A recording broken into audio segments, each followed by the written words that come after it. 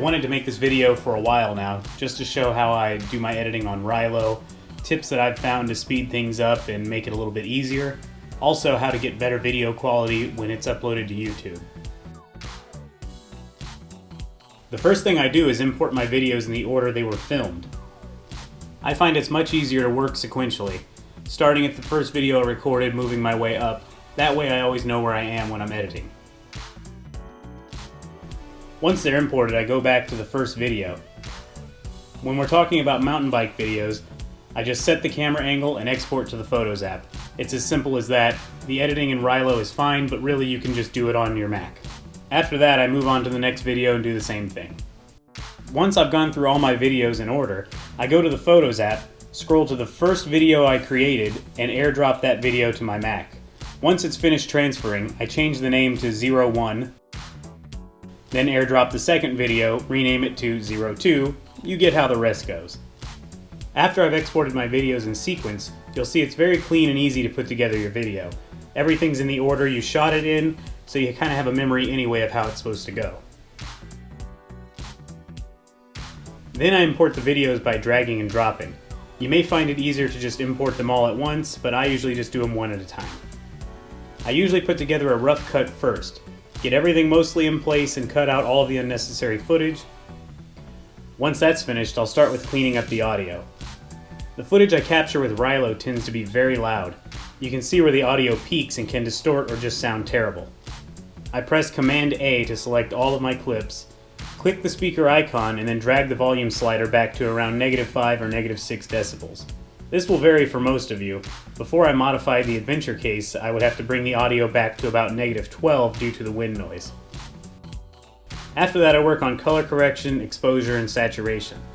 This all sounds really fancy, but I assure you I don't really have any idea what I'm doing. I just kind of go with what looks good, or what I think looks good. I start with the exposure. Untouched Rylo footage can look a little washed out, so I end up bringing the exposure down a little. Then move to saturation. Again, for the most part, I'm just playing around to get the right look. Some of my settings work better for certain times of day, brightness, outside, it varies all the way around. After that, I move to color. This may not be something you want to mess with much unless you're familiar with it. To speed up the entire process, I've made a few presets that get the footage looking how I want it instantly. In fact, I normally just select all the clips and mass modify them. After that, you may find a few parts or clips that need to be touched up manually. You can see the difference between the original and modified clips here. Have you ever noticed how your Rylo videos look pretty good on your computer, but look noticeably worse on YouTube? I sure did. If you want to maximize your video quality, you'll have to cheat a little.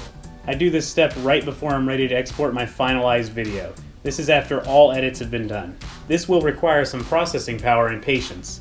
In Final Cut Pro, I press Command J. In the top right, you'll see the project properties. Click Modify, then open the video drop-down menu and select 4K. Click OK. You'll then need to let Final Cut Pro up-res your footage to 4K. This process could be totally different in other programs. Unfortunately, I only have any real experience doing this on Final Cut Pro on my Mac. So you have to look up how to do it in the various other editing programs. This could take a while depending on your Mac's hardware. Once that's done, I export the video using these settings. After that, you'll have your cheater file ready to upload to YouTube. It's 4K, but it's not necessarily going to make your video look better, but it will make YouTube make your video look better, if that makes sense. It forces YouTube to use a higher quality codec. I've tested this with up-resing to 1440p and 4K. 4K just looks better in the end result. It cuts down on artifacting and just makes the video look better overall. Hopefully this helps you guys get through a long editing process with Rylo. I know when I do an hour-long or 2-hour-long ride, I've got a ton of footage to import. On my Walnut Creek video, I had almost an hour and 15 minutes of footage to import. That just takes a long time no matter how you do it. These steps will hopefully help you speed everything along in general. If anything, it'll just help you get organized, and hopefully it'll help you get a much better looking video on YouTube. Thanks for watching. Go ahead and subscribe. My plan is to keep releasing at least one video a week, maybe two.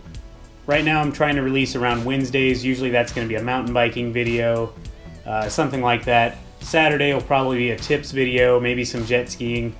Hopefully you guys enjoy it.